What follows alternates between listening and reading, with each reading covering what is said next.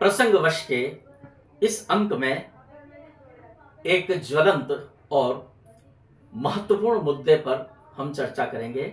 नमस्कार, मैं ब्रजेश जोशी अपने सहयोगी साथी सचिन पारीक के साथ आपका स्वागत करता हूं।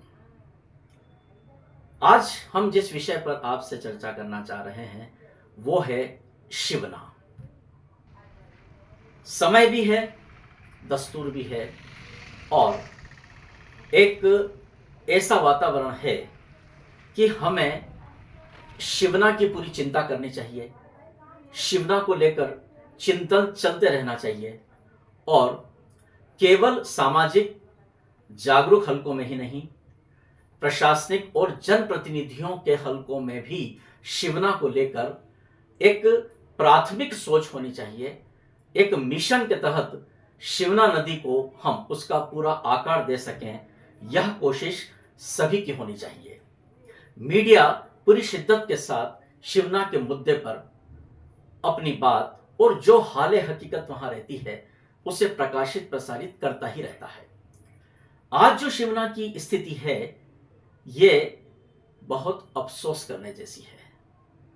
कहने को तत्कालीन मुख्यमंत्री शिवराज सिंह चौहान 8 दिसंबर 2022 के दिन शिवना शुद्धिकरण के तकरीबन 29 करोड़ की योजना का शिलान्यास कर गए, भूमि पूजन कर गए।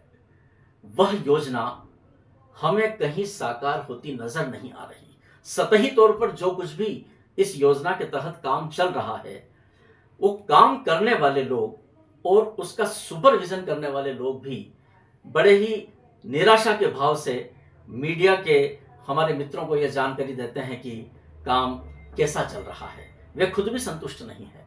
कई तरह की बाधाएं हैं जो शिवना शुद्धिकरण के इस महत्वपूर्ण प्रोजेक्ट को बार बार बाधित कर रही है, चाहे इसके प्राकृतिक कारण हो, भौगोलिक कारण हो, राजनीतिक कारण हो, प्रशासनिक कारण हो। लेकिन कारण तो है कि आखिर मंदसौर नगर के सामाजिक कार्यकर्ताओं के वे नन्हे हाथ जो बरसों बरस शिवना नदी में श्रमदान करते हैं, वे भी जानते हैं कि उनका ये करने से ये शिवना इतनी लंबी शुद्ध नहीं हो सकती, साफ नहीं हो सकती, लेकिन वो एक प्रतीकात्मक मिशन है।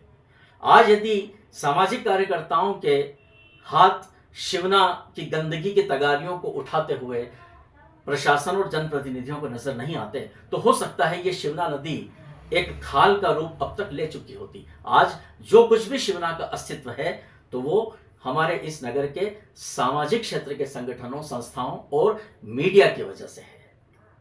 तो अफसोसजनक स्थिति शिवना नदी की और ज्यादा गहरा जाती है जब शिवना नदी का एक भाग जलकुंभी से पूरी तरह से आच्छादित दिखता है।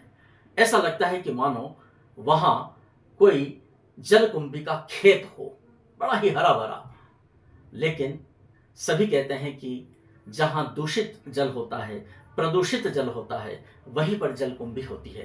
तो इंसान भी यही कह रहा है, मीडिया भी यही कह रहा है, समाज भी यही कह रहा है और अब तो प्रकृति भी यही कह रही है जलकुंभी के रूप में कि शिवना बहुत गंदी है, इसे साफ करो, शुद्ध करो। अब सरकारी प्रयास किन्हीं न किन्हीं कारणों से जब रुकते हैं तो कोई ना कोई ऐसी वजह सामने बता दी जाती है कि सब उसे सुन करके संतुष्ट होने की कोशिश करते हैं। लेकिन शिवना जस की तस है। कब होगा शिवना का उद्धार? कब शिवना अपने मूल स्वरूप में लौटेगी? या इस योजना के तहत जो शिवना के शुद्धिकरण का प्लान किया गया है उस अनुरूप शिवना हमें दिखेगी? लगता है प्रतीक्षा बहुत लंबी है। नमस्कार, जल्द ही हम अगले विषय को लेकर आपके सामने फिर से उपस्थित होंगे। मैं ब्रजेश जोशी अपने सहयोगी साथी सचिन पारीक के साथ आज्ञा लेता हूं। नमस्कार।